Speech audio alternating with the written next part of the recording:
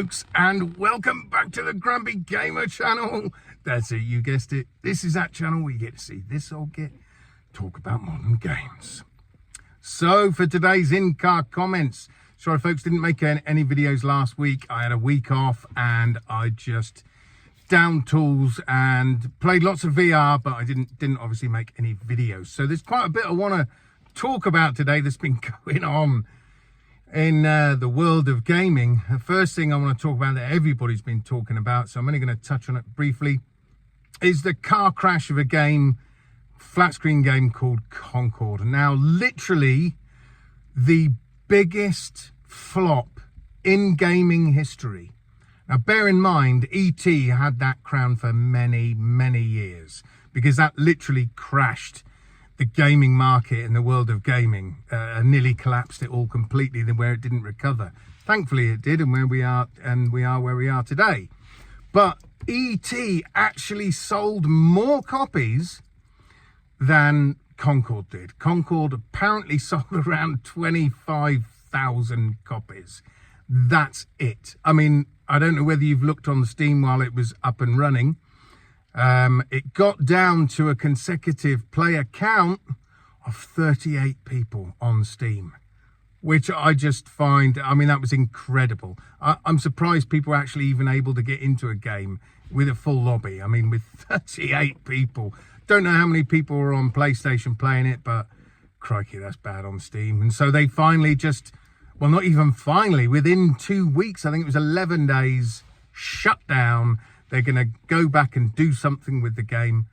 I have no idea what. I don't think they are, to be honest with you. I think they're just going to cut their losses and run for a game that cost well over $100 million to make. It's incredible. I just hope Sony learn from this lesson. I mean, look, they had the Last of Us multiplayer game that was going to come out. That was going to be a live service game. That got shut down. Apparently they were working on 10 to 12 live service games, and a lot of those seem to have been cancelled. Thank God, because I wish Sony, and hope now they see the error in their ways of trying to chase this flipping unicorn money at the end of the rainbow that they think they're going to get from all these live service games. And I think people are just sick of live service games already. There've only ever been a couple that are actually successful anyway. All the others fall by the wayside. I mean, you know, I think the biggest mistake was them trying to charge for it 40 quid, you know, when other games are free. Look at Destiny 2, that's free to play. A lot of live service games are. So to then suddenly try and charge for it, for a game that just looks like a generic shooter with, you know, uninspiring main characters in which I would never, ever want to play as them. They just, no, they just look awful. Someone else said it's like a bad version of Guardians of the Galaxy. And I have to agree. It is. Just the characters and everything. It's just a poor rip-off. And I'm glad it's been shut down. Sony, please, go back to what you're good at. Good, epic, massive single-player campaigns. It don't even have to be massive, but just good single-player games. That's what you're good at, Sony. Stick to it. You know, at the end of the day, please. Look what's happened this year. There's been a vacuum with no first-party games coming out from Sony on the flat screen, and because they've been putting all their eggs in this stupid basket. Anyway, I've waffled on too much about Concord. So I want to also mention quickly about the Astrobot game. You know, I mean, it's got 94, I think, on Metacritic. And it's doing really well. I haven't played it yet. I'd have loved to have played it if it had been in VR. It doesn't even look like there's going to be an update further down the line to be able to play it in VR, which is such a shame.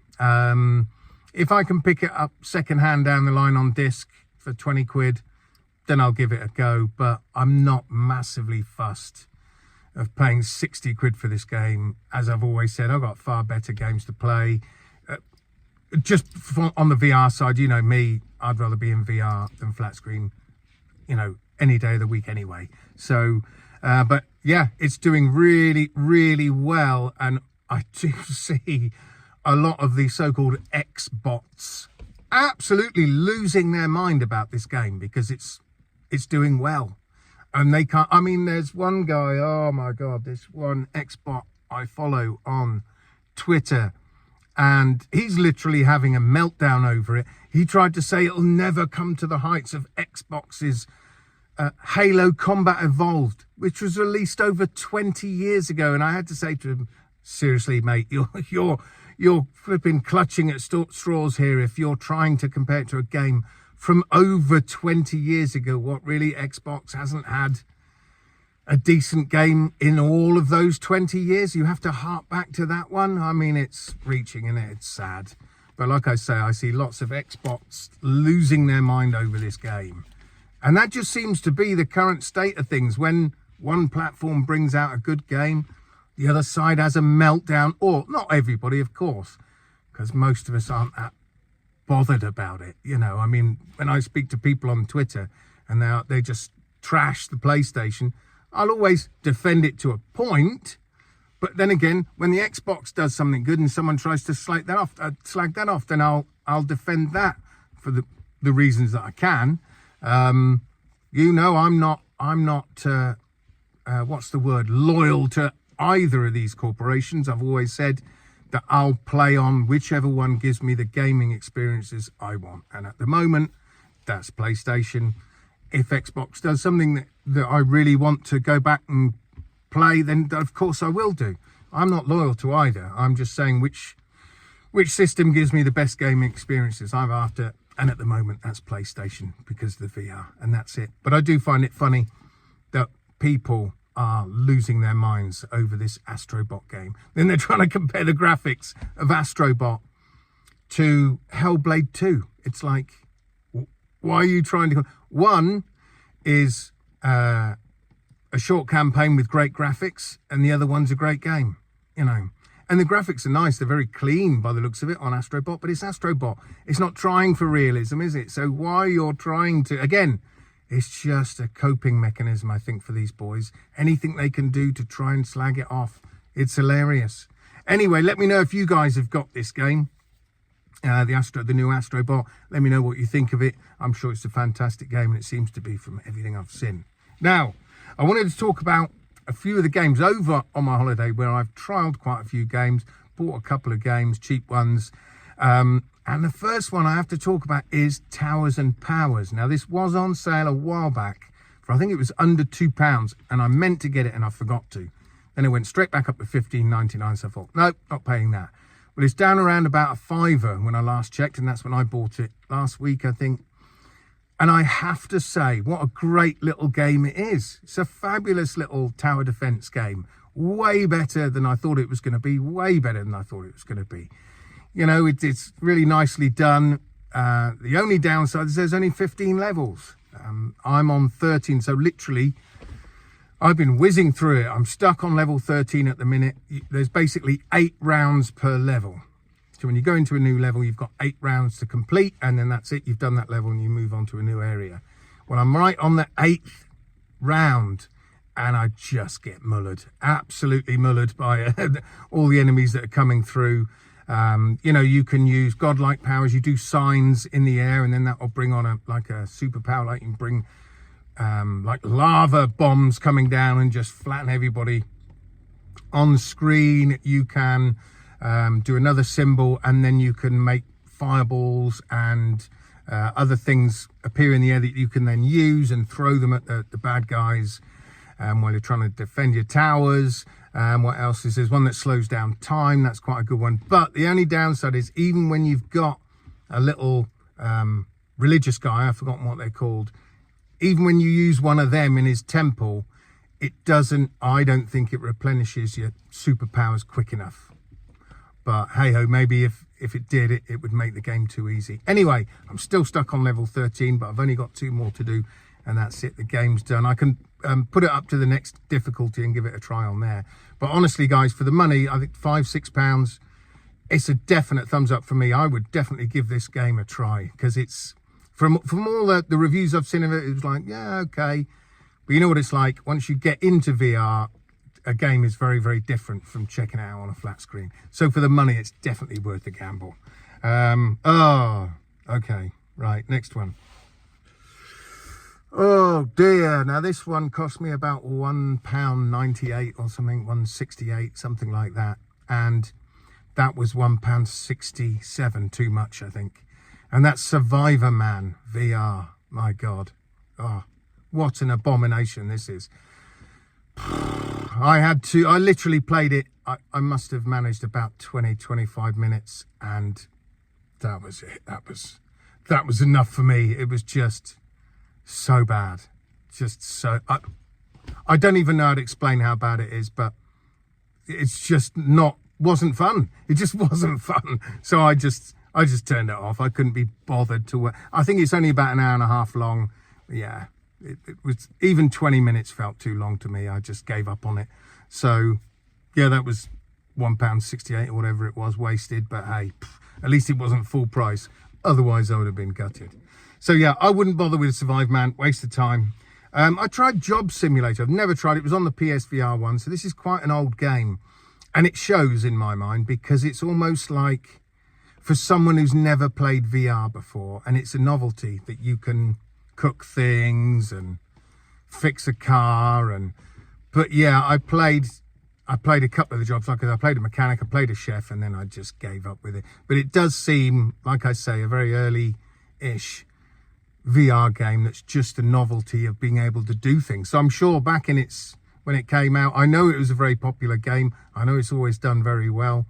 There's Vacation Simulator. I haven't even bothered trying that one. But would I buy this one? No, I only did the trial. That was a bit of a waste of time.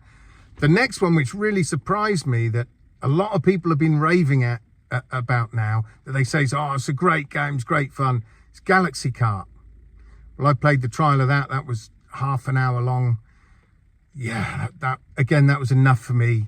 I suppose coming from GT7, you play something like this and it's just guff. It's like Mario Kart, and I was playing it with the wheel, didn't feel great. So I gave up with that one after I wouldn't buy that one at all. What else was there? Ghostbusters. Now, actually, this got slated. Actually, it was okay right up until the point I was thrown into a multiplayer lobby. I forgot that. You see, I forgot it's a multiplayer game. So I've gone in and you play the first sort of level on your own, which is great. And I stupidly thought it was a single player game as well, but you could do multiplayer. No.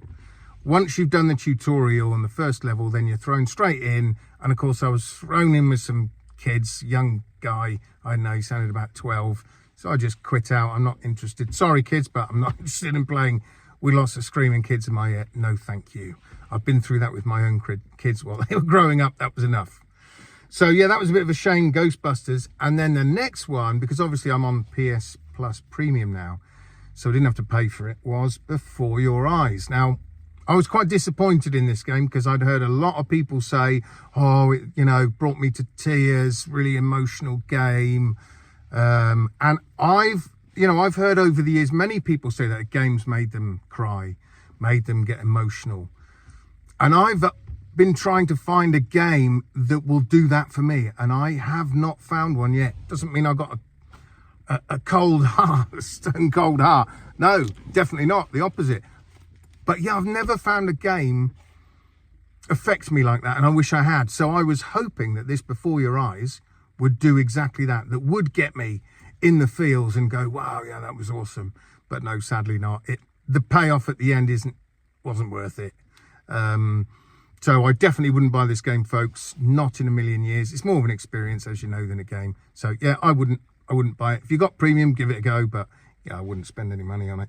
Townsman VR. I played that one. Again, that's an old game, but it's the first time I played it. That was all right. That was okay. I think the premise, I went through a few of the islands. But I think it's quite limited. If you look at reviews of it, it does say it's pretty limited. You just build up an island, then move on to the next one. But again, it's quite a fun little game for what it is. I think I prefer Towers and Powers, because it's another godlike game, Townsman VR. I think I preferred Towers and Powers. But it's still a nice little game. Way too expensive, though. Way too expensive. It's like $34.99. Definitely not worth it. That. And because it's quite an old game, I'll probably buy it when it's a tenner. Like I say, I enjoyed the demo, but I wouldn't pay more than a tenner for this game. So it might be a while before I end up playing the whole thing. But there we are, that's that one. And Moss Book 2, I played that. I've got Moss, the original one, had that on the PSVR 1. So I thought I'd go. I know what I'm in for, and I'm with Moss. I played that demo. That was a nice little game. Would I buy it at the moment? No. Mainly because what we got coming up in 10 days' time is Into the Radius. Now, this is the first pre-order I have done in well over a couple of years. I'm sure it is. Well over a couple of years. I just stopped pre-ordering because of all the utter guff that was being released. But I did pre-order this one because I think it's $24.99 and it gives it to you for $22.99, I think, if you pre-order. So I'm like, yep, I'll do that. An extra couple of quid off with PS Plus. So I am so looking forward to Into the Radius. I've only heard good things about it, although I've heard it's not really a game for everybody because some of the mechanics where you've got to clean your weapons, you've got to eat, you've got to drink. I think that might put some people off, although I've heard you can turn those settings off so you can make it less of a survival game. But I've heard it can be really spooky, creepy once you go into the Radius. So I'm really looking forward to this one. I know, again, it's been out a while on other platforms, but I've never played it. So yeah, I'm really looking forward to this one. Anyway, folks, that's it from me today. I hope you had a fantastic weekend. I hope you played some great games. Me, myself, yesterday I'd hooked up with Wes from Aussie's Gaming, and me and him ran through a level on, what did we do? We did some Arizona Sunshine 2, that was fun. And then we went into Sierra Squad. Was it Crossfire Sierra Squad? We did some of the 2-player missions. That was a lot of fun. Well, hard, but a lot of fun. In fact, at the end of the video, I'll show you a little clip where I threw a jammy grenade. It was a perfect throw. I mean, so jammy.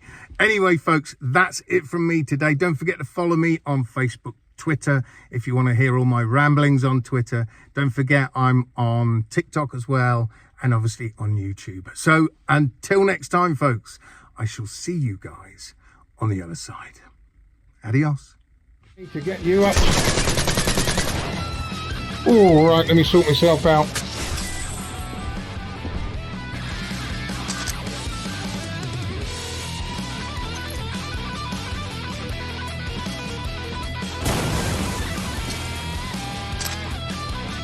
Ah, I see him.